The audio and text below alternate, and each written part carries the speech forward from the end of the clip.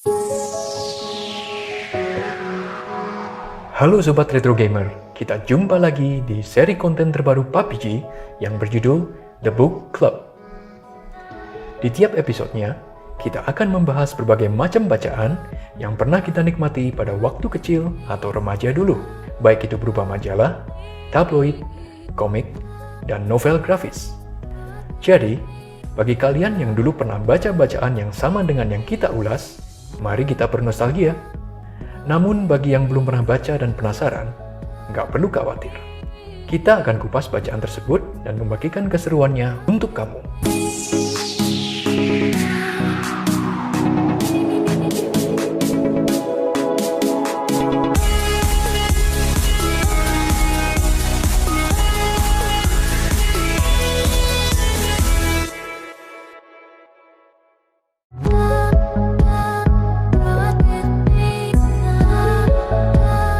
Nah, di episode pertama ini, kita akan membahas sebuah majalah game impor dari US yang mungkin namanya paling dikenal oleh gamer Indonesia pada era 90-an.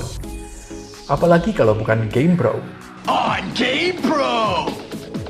Yang ada di tangan saya ini adalah edisi ke-64 yang terbit pada November 1994 dengan menampilkan Beavis and Butthead sebagai cover. Sampulnya memang sudah robek dan hilang, tapi setidaknya majalah ini telah selamat dari kebiasaan mayoritas para orang tua, di mana mereka akan meluangkan buku dan majalah yang sudah tidak terpakai atau memberikannya kepada saudara yang lebih muda ketika kita sudah mulai beranjak dewasa dulu.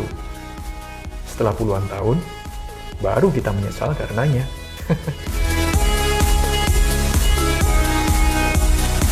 Lalu, apa sih menariknya membahas majalah game retro itu? Jika kita bicara tentang retro, tentunya definisi tiap orang mungkin berbeda-beda. Dan itu pernah kita bahas di salah satu konten video PUBG beberapa waktu yang lalu. Di channel lain ada yang mengulas majalah game terbitan tahun 2011, dan mereka bilang itu termasuk retro. Well, itu sih hak mereka ya.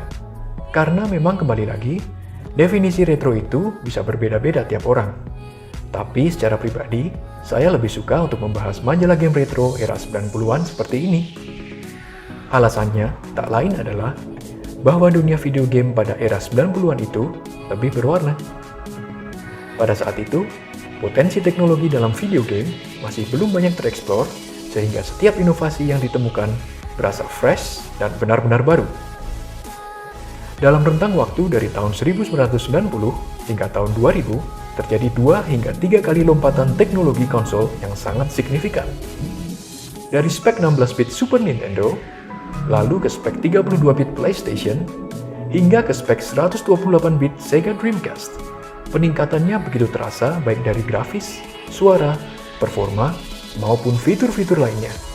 Saya ingat waktu memainkan Soul Calibur pertama kali di Dreamcast, langsung berasa kalau Street Fighter II di Sega Mega Drive terlihat kuno sekali. Bandingkan dengan kemajuan yang dicapai dari tahun 2010 hingga 2020. Red Dead Redemption yang dirilis 1 dekade yang lalu masih berasa sangat modern saat ini. Lihat juga Grand Theft Auto 5 yang dirilis 7 tahun yang lalu, apakah sudah terlihat kuno? Lalu apakah kamu sudah siap beralih ke PS5 melihat PS4 masih terlalu keren untuk ditinggalkan begitu saja? Intinya, masa hidup teknologi konsol dari beberapa generasi terakhir berasa lebih lama dari sebelumnya. Ini yang membuat perkembangannya terasa begitu-begitu saja. Dan akhirnya, banyak game modern dengan gaya retro bermunculan. Developer game kembali mengeksplor retro style agar gamer tidak jenuh dengan kondisi perkembangan terkini yang terlihat sudah, dalam tanda petik, mentok. Tapi sekali lagi, ini hanya pendapat saya pribadi ya. Baiklah, cukup curhatnya. Sekarang saya akan membawa kalian melihat apa saja yang sedang hot di bulan November 1994 lewat majalah GamePro ini. Let's go! This sucks. Change it. Change it. All right, Quark. Yeah, Quark. We're there, dude.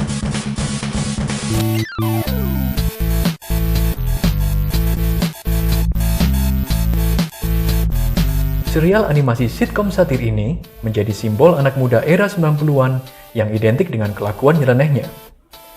Meskipun kontroversial, serial yang ditayangkan di MTV ini tetap sukses dan menghasilkan 222 episode yang terbagi dalam 8 season. Bahkan Trey Parker, pencipta South Park, mengakui bahwa Beavis and Butthead adalah inspirasinya. Versi video game Beavis and Butthead dengan genre petualangan dirilis di Sega Genesis, Super NES, dan Game Gear.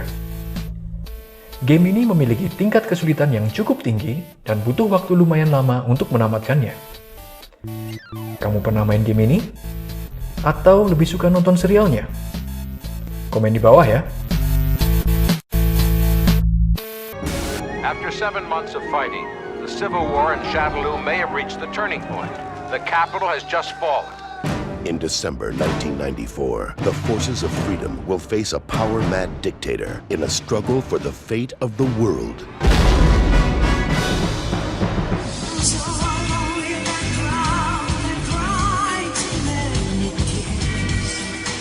Sambil menunggu jadwal rilis filmnya pada Desember 1994, Capcom mengumumkan sedang membuat versi video game dari film Street Fighter The Movie berjudul Street Fighter The Movie The Game. Bingung dengan judulnya? Sama, saya juga. Anyway, film Street Fighter ini memang cukup dinantikan oleh para gamer pada saat itu karena akhirnya game favorit mereka bisa disaksikan di layar lebar. Namun, mereka harus rela jika tokoh utamanya bukan Ryu dan Ken, melainkan Guile, yang diperankan oleh Jean-Claude Van Damme agar lebih bisa relate dengan menonton mainstream. Maklum, Hollywood. Untuk kualitas filmnya, dulu sih keren banget ya, tapi kalau sekarang jadi berasa guilty pleasure sih. Kalau kamu gimana?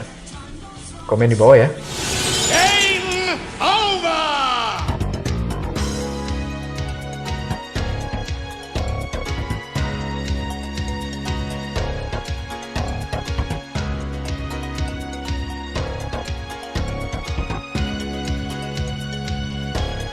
Sebagai anak baru dalam industri video game, Sony mencoba memperkenalkan diri dengan para developer dengan menampilkan teks demo dari mesin PlayStation yang akan segera rilis di Jepang beberapa bulan kemudian.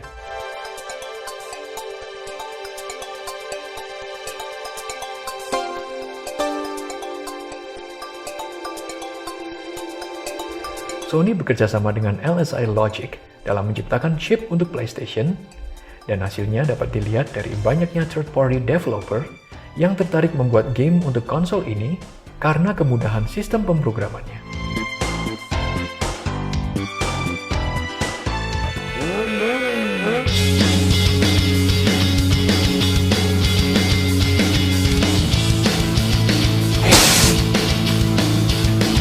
Game balap liar yang sukses di Genesis ini akhirnya coba dibawa oleh Electronic Arts ke 3DO. Mereka mengubah semua tampilan grafisnya sehingga menjadi lebih nyata dan menambah beberapa cuplikan FMV yang muncul sesuai dari hasil balap yang kamu dapatkan. Musiknya pun kini menampilkan beberapa lagu dari rock band terkenal seperti Soundgarden, Swerve Driver, Monster Magnet, dan lain-lain. Itu semua membuat game yang seru ini menjadi makin asik dan mendapatkan nilai sempurna dari GamePro.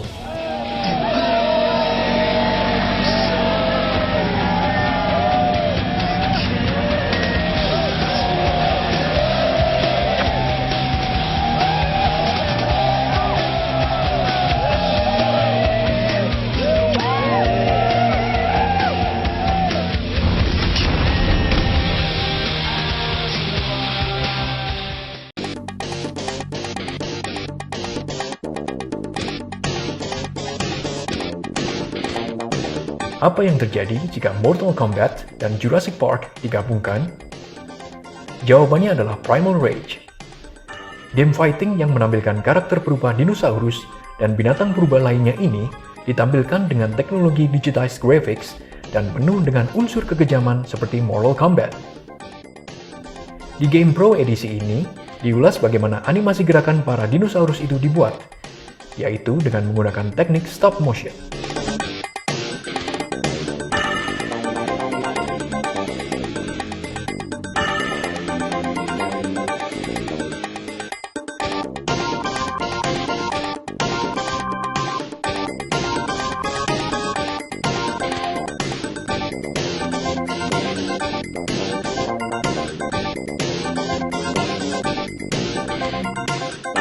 Selain itu, terdapat juga bonus guide berisi gerakan dan jurus-jurus rahasia game ini. Termasuk cara mengeluarkan jurus Fatality Chaos yang sempat mengundang kontroversial itu, sehingga membuat game ini ditarik dari peredaran pada tahun 1996.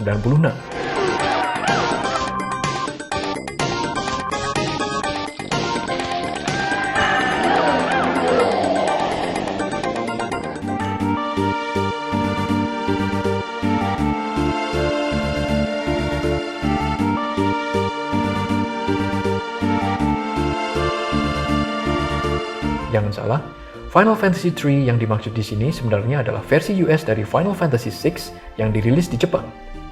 Sebelumnya, Square merilis Final Fantasy IV di US dengan mengubah namanya menjadi Final Fantasy II. Jadi pada saat itu, nggak semua seri Final Fantasy dirilis oleh Square di US. Mereka hanya memilih yang bagus-bagus saja. Tidak heran jika terjadi kebingungan mengenai urutan seri RPG ini. Baru sejak Final Fantasy VII, Jepang dan US tetap memakai judul yang sama.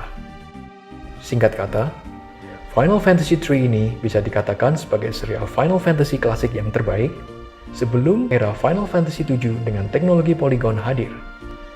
Karakter, alur cerita, hingga variasi skenarionya membuat game Super Nintendo ini mendapatkan nilai hampir sempurna dari Game Pro. Okay, kid, show me what you got. Yeah, right. Next! Yes! Next! Ooh, scary. Next! Next! Next! Next! Final Fantasy III. Do you have what it takes? Final Fantasy III from Squaresoft. Next!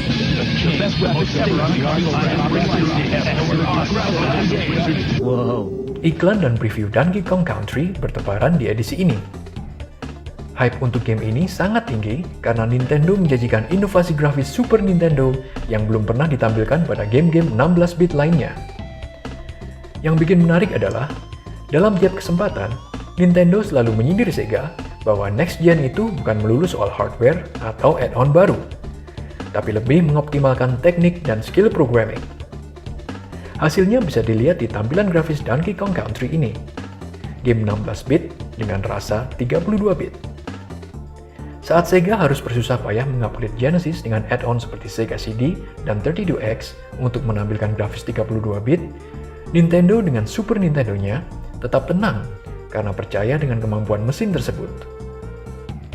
Gamer pun tidak perlu keluar duit lagi, karena Super Nintendo bisa menjalankan game-game sekelas 32-bit. Memang, console wars antara Sega versus Nintendo di era 90-an ini adalah yang terpanas dan paling menarik untuk diikuti.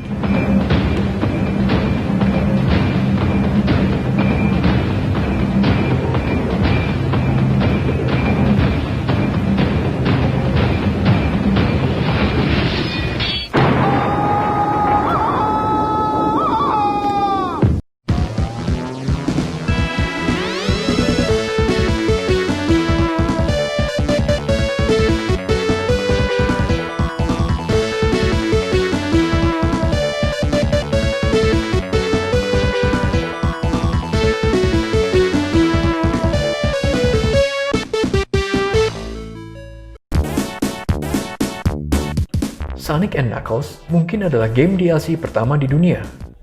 Selain menampilkan game kelanjutan dari Sonic 3, game ini tampil dalam bentuk lock-on cartridge yang dapat kamu gabungkan dengan cartridge Sonic 2 atau Sonic 3. Setelah kamu gabungkan, maka kamu dapat memainkan ulang kedua game tersebut dengan menggunakan Knuckles. Selain itu, akan ada beberapa area baru yang muncul ketika kamu memainkan ulang kedua game tersebut dengan menggunakan lock-on cartridge Sonic and Knuckles.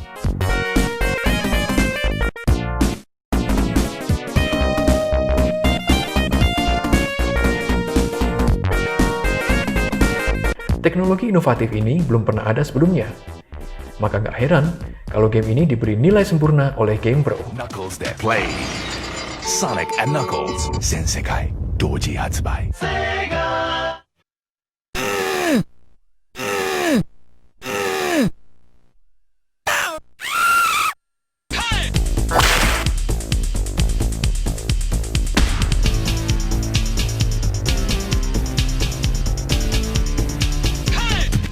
Game yang banyak dinanti-nantikan, Earthworm Jim, dirilis untuk Genesis dan Super Nintendo. Game ini diciptakan oleh David Perry, yang dikenal dengan kehalusan animasinya pada game Aladdin.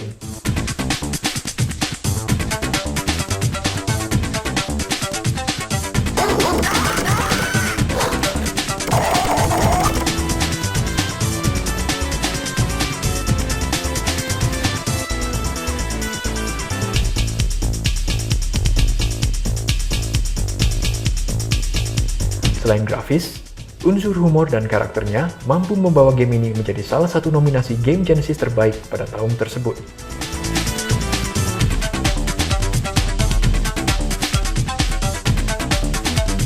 GamePro memberi rating nilai sempurna untuk versi Genesis-nya, sedangkan versi Super Nintendo-nya sedikit di bawah dari segi suara dan fun factor. Selain itu, versi Genesis memiliki level tambahan yang tidak ada di versi Super Nintendo, yaitu Intestinal Distress.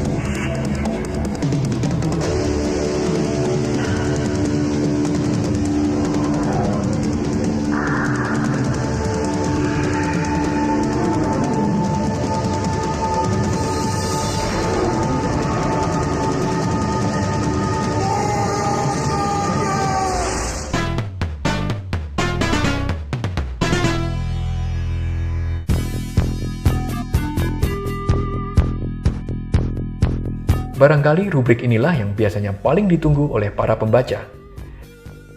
Kode rahasia dan jurus-jurus fatality dari Mortal Kombat 2 diulas lengkap pada GamePro edisi ini. Saat itu, akses informasi seperti ini nggak mudah didapat. Itulah mengapa ketika kita bisa tahu jurus rahasia dan cheat sebuah game, rasanya senang sekali. Fight!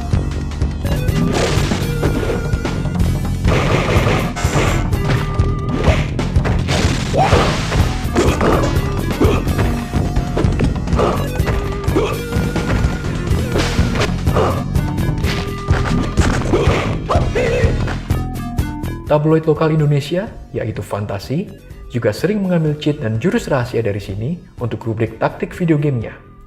Gak heran tabloid tersebut laku keras di kalangan anak-anak pada masa itu. Tidak sedikit dari mereka yang membeli Fantasi hanya untuk membaca rubrik tersebut, lalu memamerkan jurusnya kepada teman-temannya. Ketika mereka tanya, kita nggak mau kasih tahu. Serunya menjadi double deh. Apakah kamu termasuk salah satu di antaranya?